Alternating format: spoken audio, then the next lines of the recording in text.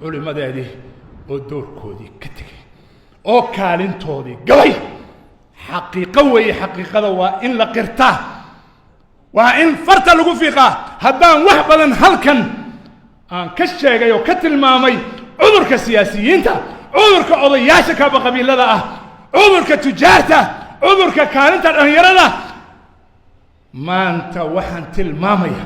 oo idiin sheegaya kuwaasoo dhan kaalinta culimadu inay ka muhiimsan tahay kaalintoodiina ay gabeen in badan oo ka mida nebiyadu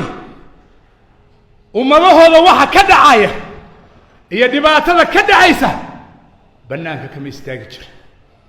qol mugdiyana kama geli jirin shaatigooda iyo jaakadooda intay ka dhowrtaan saxarkana bannaanka ma istaagi jirin si aan waxba loo oran oo loo maagin oo maxaa iga galay maxaa la ii maagaya maxaa wax la iiga sheegaya maxaaba la ii caynaya oo haddaan iraahdo hebel baa qaldan qabiilkiisa ay caynaya oo haddaan iraahdo hebel baa qaldan oo ummadda haadaan ka turayana qabiilkiisa ay caynaya inay idriisow maxaad isla waalaysa maxaad la qaylinaysaa warwarkaasu war jira ma culimadu dadku idinkay idin dhegaysanayaan dadku idinkay heegan idin yihiin ma tijaabiseen horta ma soo istaagteen maydaanka oo nimanka sufahada ah iyo kuwa aqlilaawaha ah iyo kuwa cilmaaniyada ah gaalo iyo belo soo dirsatay iyo isticmaar u soo dirsaday horta inta soo istaagteen ma tiraahdeen dhiga dhulka ma lihidine ma tiraahdeen anu bi aayatina yuqinuun sabrka ay u sabreen cilmiga iyo quraanka iyo diinta iyo xadiiska nabiga kaleey salaatu salaam iyo yaqiinta aakhira ay yaqiinsan yihiin iyo ilaahay oo yaqaanaan ayaa ilaahay ku siiyay hogaaminta ee kuma siinin campaign kuma siinin laaluush kuma siinin lacag kuma siinin dawlad hebel baa soo dirsatay idinka marka ka baawar weyn culimo yahay Soomaaliyeed mid kasto atiin iyo nooc kasto atiin saa doontaan isu kala saara anigu idin kala saari maayo ummadan badbaadiye ka hadla waxa haysta ka hadla inaad faraha ka laabataan ma soconayso walaalayaal culimada Soomaaliyeed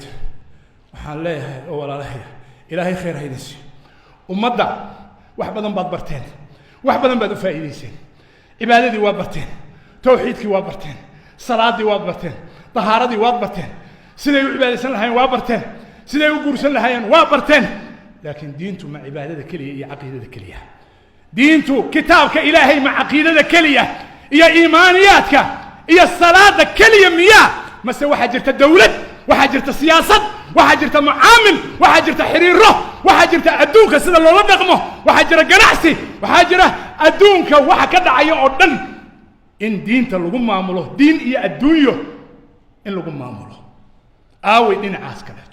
ummadda Soomaaliyeed idinkay idin sugaysaa culimayahay Soomaaliyeed idinkaana gabay kaalinteeni waa gabnay doorkeeni waa gabnay ummadda meel xun baan uga tagnay bahalo iyo dugaag baan u daynay kunin walba reer walba culimo walba qabiil bay ka dhasheen qabiilkooda waxay u daayeen faataa dhugle iyo beenaale iyo musuqmaasuqle iyo faataa dhugle cidi soo dirsatay bay ku leeyihiin baa ummadii wadataa ma kula challenge garays ma kula diiday sidii nabi maxamed alayhi salaatu wasalaam وأبو جهل يوميا ينخلف وغير قريش وقصك حيستي مركي دمبه ما وقصك حيستي ما كل جيش جالنج قبيل كانت كلا دلت هدول العقوته دين بعد وضعتها هدول دولة وضعته دين تال وضعتها إيمانك يا قرآنك أياد وضعتها